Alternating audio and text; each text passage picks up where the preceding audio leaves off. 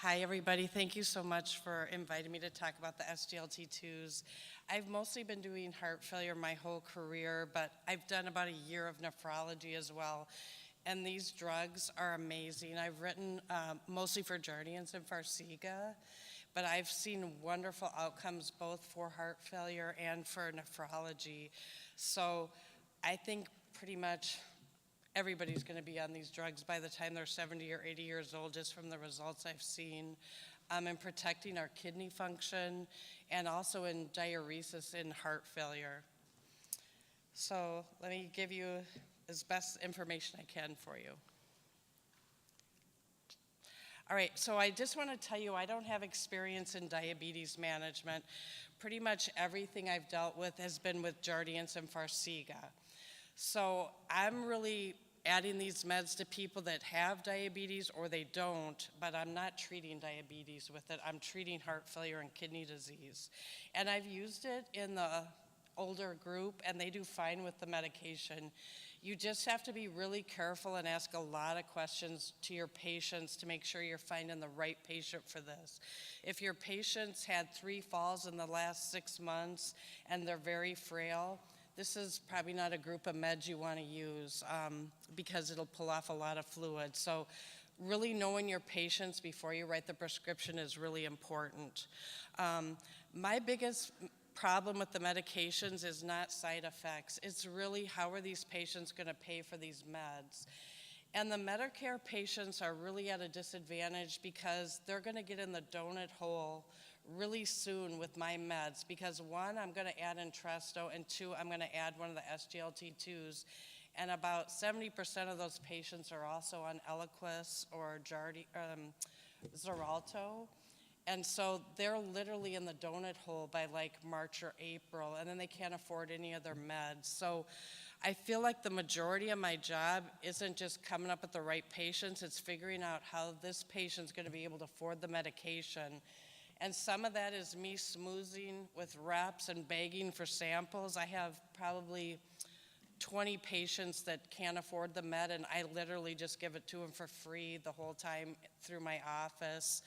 And it's wheeling and dealing with patients and cutting pills in half, but I do whatever I can because the meds make such a difference and it keeps them out of the hospital. But what I've really noticed is for chronic kidney disease, we really don't want protein in the urine. So it's amazing if you draw urine protein creatinine ratio in a urine and you bring your patient in and it's elevated, and you add Farxiga and you check that in 2 to 4 weeks, it's amazing how much protein you can prevent from coming in the urine. And in heart failure, I've had people come in with 3-press edema, and I give IV diuretics and I give them a sample bottle of Jardiance or Farxiga, and they'll come back in a week down 10 or 12 pounds. So they're really, really great drugs. So I just really want to talk about what they are, how they work, what are some of the side effects, and a little bit on the research and just what I've experienced at work. And if you have any questions, I'll do the best I can. I'm not a PharmD. I don't know everything about the medications, but I know a lot about using them and what happens with patients. So the SGLT2s, I probably just started hearing about them when I was graduating to become an APN, and I was working in a heart failure clinic at Edward. And the first one I saw come across was Invokana. And it was started not by heart failure. We don't use it in heart failure, but the patient had type 2 diabetes, and their primary care doctor started it. And I could not believe this patient was in my clinic all the time getting IV diuretics, and she was really non-compliant with her diet. And she came in after he had started Invokana, and I was cutting diuretics. I couldn't believe how good she looked. And at that time, I was like, what is going on? I'd never even heard of the drug. And I was talking to my physician, and she was like, oh, everybody in heart failure is going to be on SGLT2s. You're going to be writing for them soon. And I remember thinking, there is no way I'm doing diabetes. Like, I am so overwhelmed in heart failure. I can't be monitoring diabetes. This is crazy. I'm not doing it. But that is so far from the truth. Probably in 2019, I felt like I'm not a heart failure nurse practitioner. I'm just an SGLT2 lady. Every single person comes in here, I'm handing out scripts right and left. So we are going to all be using them. But Jardiance and Farxiga are the ones I know the most about. You'll see in that list Impeffa. That is our up-and-coming drug. It's amazing. They have really good research. And it's for type 1 and type 2 diabetes. So right now in heart failure, if somebody has type 1 diabetes, we just can't add an SGL2 until Impeffa came along, and now we can add it. The problem is this is really new, and this is really hard to get, but their assistance program is good, and they've let the income limit be fairly high to get this drug. So you'll be seeing a lot more Impeffa. So what the SGLT2s are, they're the sodium glucose cotransporter 2 inhibitors. And what they do is they prevent the absorption of glucose at the SGLT2 spot in the kidney. So when that receptor is blocked, we don't reabsorb glucose. We let it just keep flowing out and going out in the urine.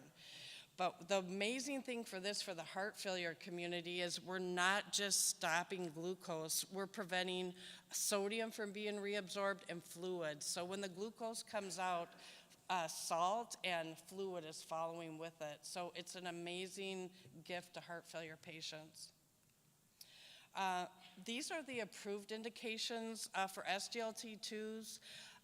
The first indication was for type 2 diabetes. But you need to push diet and exercise, and usually they're not standalone meds. Usually these patients are on metformin and other types of anti-glucose medications. But what's really great for me, it reduces cardiovascular events like stroke and MI. And if you think about it, most of our diabetic patients are really at risk for heart attack and really at risk for chronic kidney disease. So if we can control sugars, we're going to help the heart. It also lowers hospital readmission rates for heart failure. And I'll tell you, working in heart failure, you've got the CNO on you, like, you've got to get these readmission rates down. We're losing money. Look at all this money we lost. This guy was just here 2 weeks ago and he's back. So when you can lower readmission rates, it's a win, and you're going to succeed if you can get those rates down. But the amazing thing is that it also lowers problems for the heart failure with preserved ejection fraction. So in heart failure, there's two types, kind of, if you want to divide it that way. There's the low ejection fraction people and the preserved ejection fraction people. And unfortunately, all the research we've done all these years, the preserved ejection fraction people, they don't really have a lot of guideline meds. They've got like spironolactone and a eplerenone, and then CardioMEMS. That's what really helps preserved ejection fraction people. But now we finally have a new med that helps them, and that's Jardiance and Farxiga. So that is amazing for me because I have so many preserved ejection fraction people that end up with really bad kidney function because it's just so much diuretics trying to get that fluid off. And now I can actually diurese them and help their kidney function.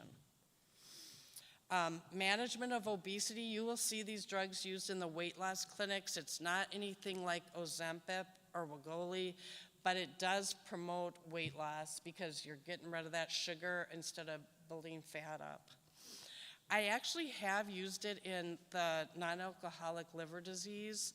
I had a patient sent to me that had like grade 1 diastolic dysfunction, but his real problem was he had liver problems, and he had 3+ edema. I mean, it was a nightmare. I just looked at him and thought, oh my God, how am I gonna do this? Because his sodium was really low from all that fluid, but the more we went up on Bumex and Spiro, the lower the sodium got. So I was like, well, he's got grade 1 diastolic dysfunction. I can call him a HFpEF. Let's try the Jardiance and see what happens. And I could not believe it. He came back in 1 week. I gave him Diaril and Bumex, and the next day started him on 10 of Jardiance. And he came back 12 pounds down in 1 week. I couldn't believe it. He looked great. And what that allowed us to do was get rid of the loop diuretics. And if you think about it, loop diuretics are great. They get rid of fluid that we don't want, but they're not really helping our heart, and they're not really helping our kidneys.